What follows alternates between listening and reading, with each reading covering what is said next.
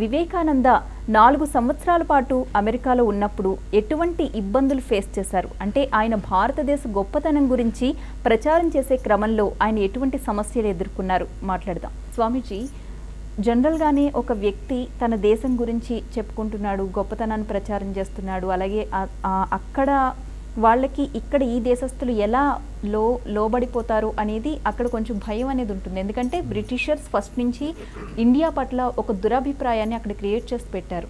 So మరి అవన్నీ ఎదుర్కొంటూ ఎలా తన దేశ గొప్పతనాన్ని చాటి చెప్పారు వివేకానంద?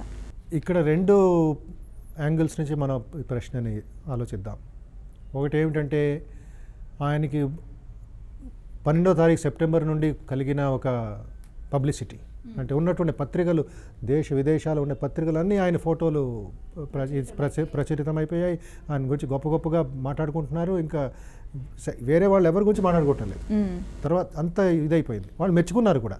ఇలాంటి వాగ్ధాట ఉండే, ఇలాంటి ఒక ధైర్యశాలి, ఇలాంటి ఒక ధార్మిక వ్యక్తిని మనం ఎక్కడా చూడలేదు.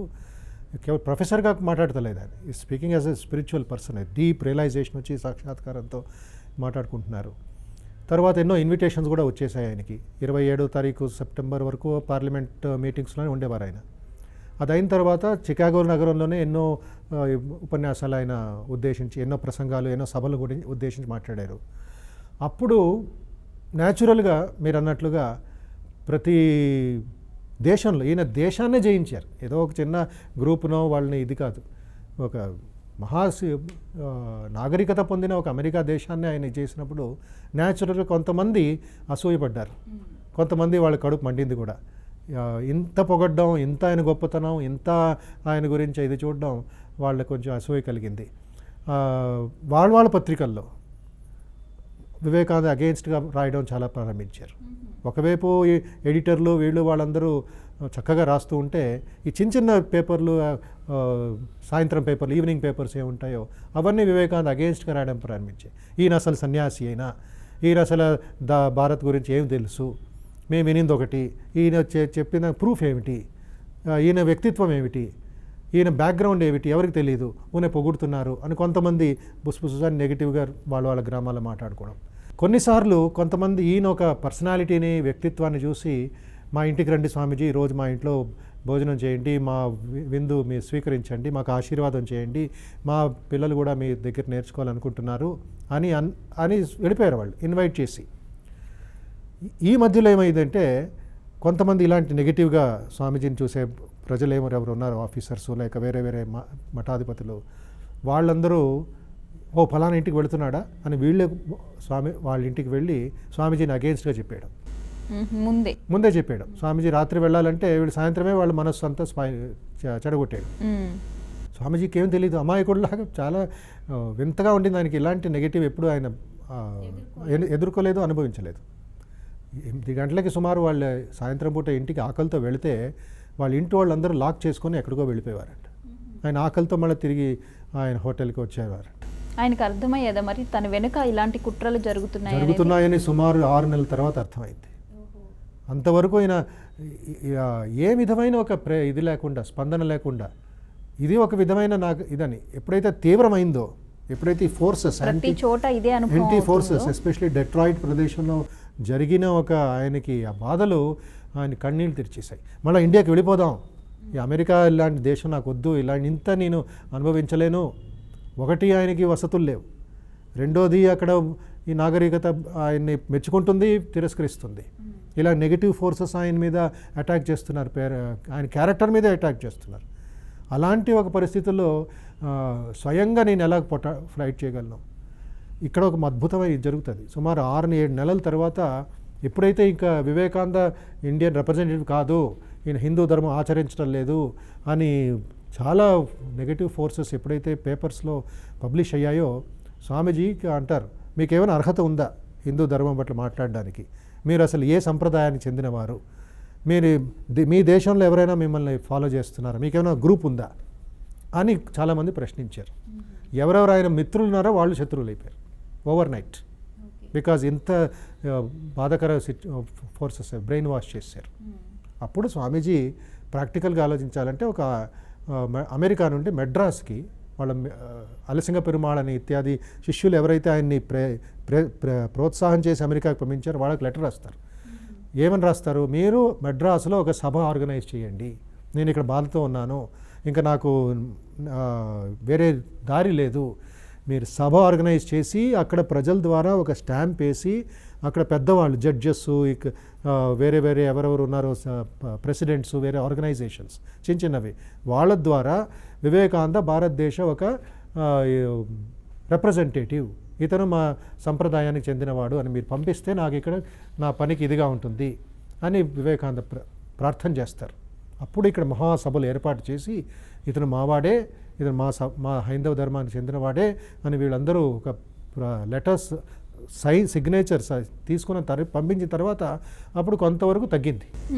ఆ ఒక యాంటీ ఫోర్సెస్ కొంచెం తగ్గాయి. ఎప్పుడైతే ఆయనకి అమెరికన్ పేపర్స్లో అంతా వాళ్ళు పబ్లిష్ చేసిన తర్వాత ఈ ఇండియాలో పబ్లిష్ చేసిన పేపర్స్ అమెరికాకు పంపించారు. అంటే మధ్యలో కరస్పాండెన్స్ ఈమెయిల్స్ లేవు అప్పుడు, ఎక్కడున్నాయంతా షిప్ ద్వారా ఓడ ద్వారానే పంపించాలి. 2-3 నెలలు అయింది. అంతవరకు సుమారు 8 months 8 నెలల వరకు వివేకానంద బాధపడ్డారు. స్వయంగా alone he's fighting the forces.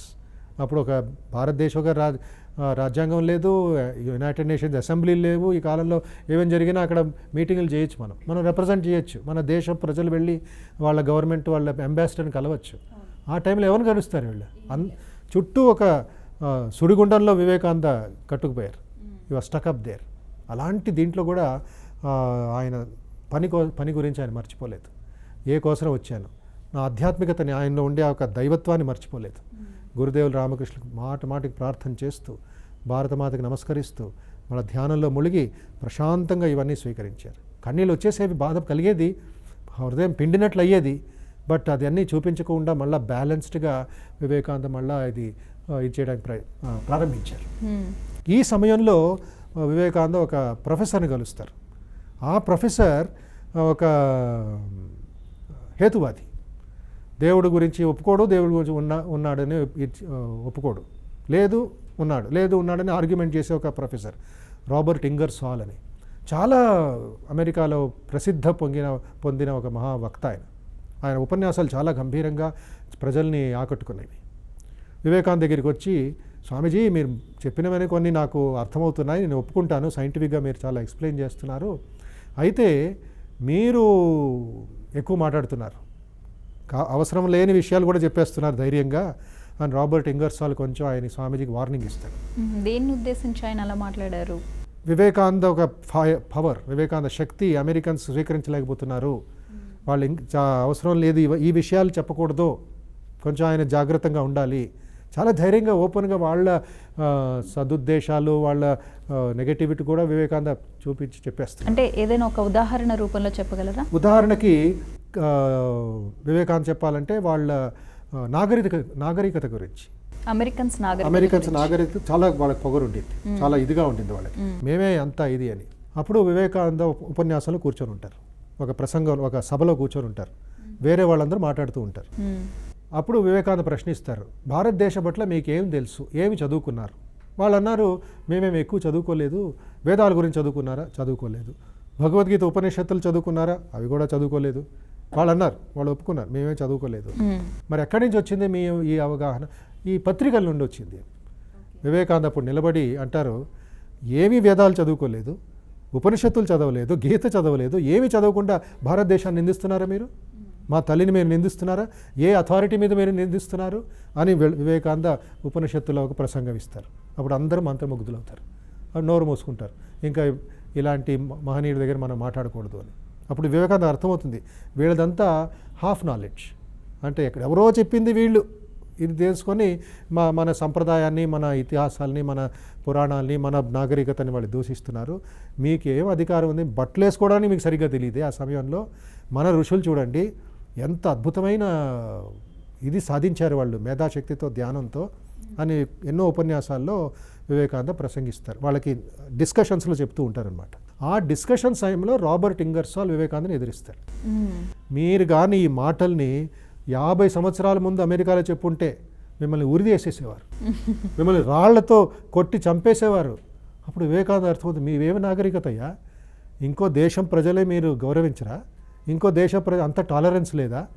ఇప్పుడు మన టాలరెన్స్ గురించి దేశంలో, మన భారతదేశంలో ఎంతో చర్చలు జరుగుతున్నాయి, కాంట్రవర్షియల్ టాపిక్ అది. బట్ ఆ సమయంలో అవివేకం చూడండి, ఈయన మాట్లాడుతుంటే వాళ్ళు టాలరేట్ చేయలేకపోయారే, వాళ్ళ సంప్రదాయాల గురించి, మన గొప్పతనం గురించి చెప్తూ ఉంటే. ఇంకేం పెద్ద డెవలప్డ్ కంట్రీ మీరు అని వివేకానంద కొంచెం కోపం వచ్చేది. అప్పుడు రాబర్ట్ ఇంగర్సాల్కి చెప్తారు, నేను మాట్లాడకుండా నేను ఊరుకోను, ఏది సత్యమో, ఏది నా కళ్ళు ముందు కనబడుతుందో అది నేను ప్రత్యక్షంగా చెప్పాలి, చెప్పకుండా నేను ఊరుకో. ఎందుకంటే నాకు వేరే బాధ్యతలు లేవు, నేను ఒక సన్యాసిని, భార్యాబిడ్డల గురించి నాకు ఇది లేదు, నేను ఫ్రీగా చెప్పడానికి వచ్చిన మహా వ్యక్తిని. నేను ఏదో దాన్ని దాచిపెట్టుకొని దాన్ని మళ్ళీ కవర్ చేసుకొని ఏదో ఇదిగా జెంటిల్మ్యాన్గా చెప్పాలని నేను నాకు ఇష్టపడను. సత్యమేవ జయతే, ఏది సత్యమో అది నేను చెప్తాను. మీరు అడిగారు ఇందాక ఉదాహరణ గురించి, మరొక ఉదాహరణ ఉంది. జీసస్ క్రైస్ట్ పట్ల వివేకానందకి అపారమైన ప్రేమ ఉంటుంది.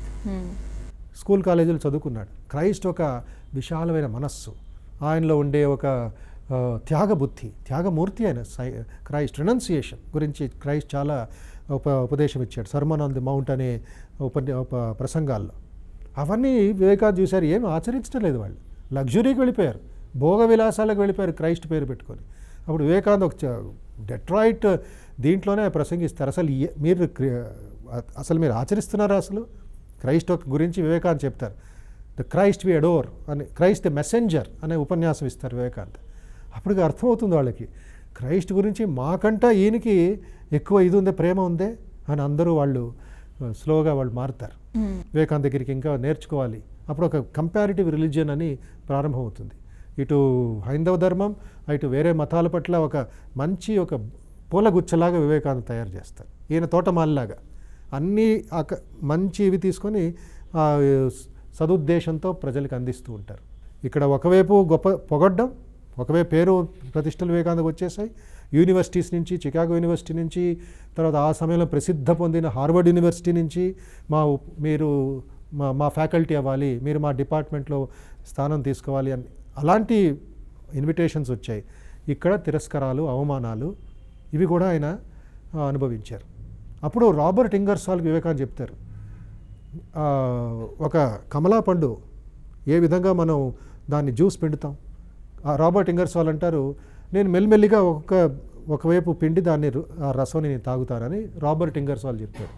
ఆ విధంగా కాదు, నా ఉద్దేశం ఏంటో తెలుసా, కమలా పండు ఉంటే ఇటువైపు కూడా పిండుతాను, అటువైపు కూడా పిండుతాను, ప్రతి పొట్టు కూడా ప్రతి దాంట్లో ఉండే ఒక దీన్ని కూడా డ్రాప్ను కూడా నేను రసంని తీసుకుంటాను, ఆ విధంగా నేను జీవిస్తాను. మీరందరూ భౌతిక విలాపాలు, భౌతిక విషయాల గురించి మాట్లాడుతున్నారంతే, నేను ఆత్మ గురించి మాట్లాడుతున్నాను. లోపలికి వెళ్తాను, ఇంకా నేను రహస్యం ఏమిటో, నా వ్యక్తిత్వం, నా జీవితం ఒక రహస్యం ఏమిటో నేను తెలుసుకుంటాను. ఆ ఒక అవగాహన వివేకానంద చూపించారు. రాబర్ట్ ఇంగర్సాల్ మెచ్చుకుంటాడు, ఆయన కన్విన్స్ అవుతారు. ఎస్ స్వామీజీ, మీరు చెప్పింది రైట్, మేమంతా బయట భౌతిక ప్రపంచం గురించే మాట్లాడుతున్నాం, కానీ నేను లోపల ఉండే ఆత్మ గురించి మేము ఎవరు మాట్లాడతలేదు.